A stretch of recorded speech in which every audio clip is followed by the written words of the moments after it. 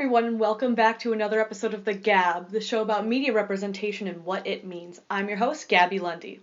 And today what we're going to be talking about is Black representation. And since I'm speaking mostly in an American context and American history, we're going to mainly focus on African Americans. But I'm going to use the word Black because Black covers other Black identities that aren't just African American. And I talk about that a little bit in my history and terms page. But since this is an American context, I'm going to focus on a lot of African American actors and directors and things of that nature for this video. And so there's a lot of negative history for African Americans in the United States history. And film and TV are no stranger to that negative history. But what I want to do in this video is focus on a lot of African American firsts in terms of awards and things of that nature for film and television.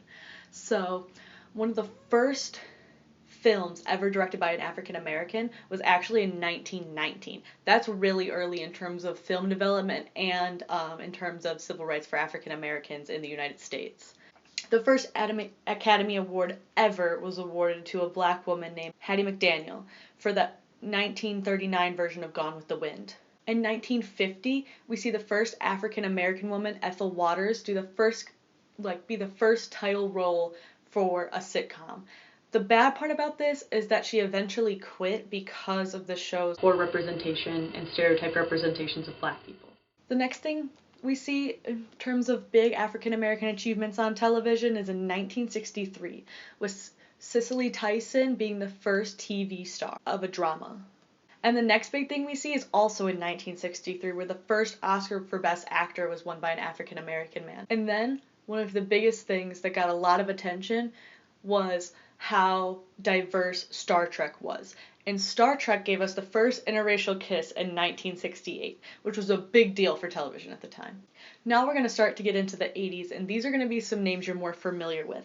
So in 1984, the sitcom The Cosby Show was started by Bill Cosby, and he was one of the first people to depict a successful Black family on television, especially in a sitcom. He was just a very successful Black actor in the 80s as well. And then we also see African American women also going up in the ranks, and this time in news. And with that, in 1986, we see The Oprah Winfrey Show. And Oprah Winfrey's great because she was a self-made billionaire, and she was the first African American woman to make the Forbes billionaire list, which is really impressive. In the 90s, there were a lot of other groundbreakers in terms of Oscar winners, Academy Award winners, Golden Globe winners, and some of these people include Angela Bassett, Denzel Washington, Whoopi Goldberg, Halle Berry, and Jennifer Hudson for a variety of roles. Another big thing we see is the creation of the Black Entertainment Network by Robert L. Johnson, and he sold that to Vidcom in 2001, but he was the first African American billionaire in the United States. Another big achievement we see is through Tyler Perry. He's a director, an actor, a playwright, and a producer, and he's the first African American to own a TV and film studio. In 2012, we saw the youngest nominee for an Academy Award ever. Quvenzhané Wallis was 9 years old when she was nominated for Best Actress for an Academy Award. And now, we have a lot of shows in the present. We have Blackish, How to Get Away with Murder, Pitch, Insecure, Atlanta, Empire, Star, Rosewood, just to name a few of the modern shows that are really popular in now, 2017. And with all of this growth and all of these accomplishments, someone might ask me, Gabby, what could you possibly have to say about Black representation? There's so much Black representation on TV. And I would say, yes, I agree with you. Because the Black population of the United States is 13.3% in 2015, according to the United States Census. And Black TV representation is at 12.5% as of 2014. If Black representation in film and TV is so close to the amount of representation in the actual population, why should we care about it? So I suggest that we should care about it because of the separation that's occurred throughout time, the whether intentional or not segregation of media that's occurred from the past to even the present. Like most representation and social change, Black people have fought for it and fought pretty hard for it. And the one way they did this in media is creating their own content for their own audiences. When they weren't let into a party, they made their own party. Instead of waiting for and fighting for a seat at the table, they built their own table and filled it with their own people. And that's awesome.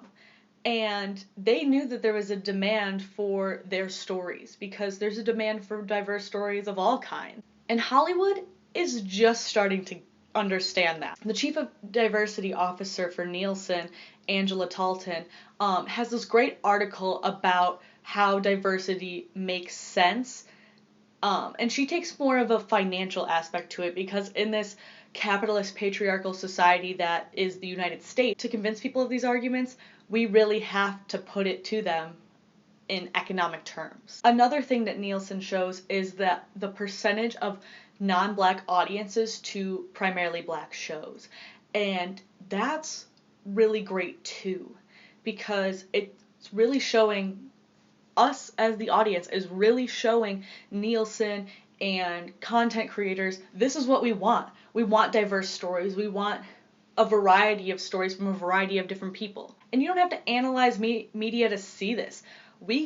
The average viewer can see this through this huge success of films like The Force Awakens, Selma, Hidden Figures, Tangerine, Moonlight, and with shows like Luke Cage literally breaking Netflix one time. And there was a great article written talking about these numbers and what they really mean for black TV shows and media in general, and how we're really showing as an audience that this is what we want and this is what we view as important, and that good TV will prevail no matter what people you put on the front of it, and that we do really want diverse voices and a variety of voices and intersectionality in the voices that we get to hear on TV every day.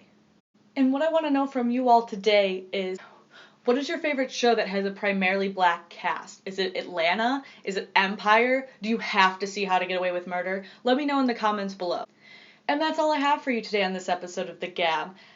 We went over a little bit of the great milestones African Americans have achieved throughout film and TV in American history. We listed some of the modern shows that are really popular in American media today. And we went through why, even though there's a lot of black representation on TV, why more matters and why mainstream representation matters. And that's all I have for you today on this episode of The Gab. Remember to like, comment, and subscribe, and follow the blog in the description below for more information. And remember, you, as the audience, have power.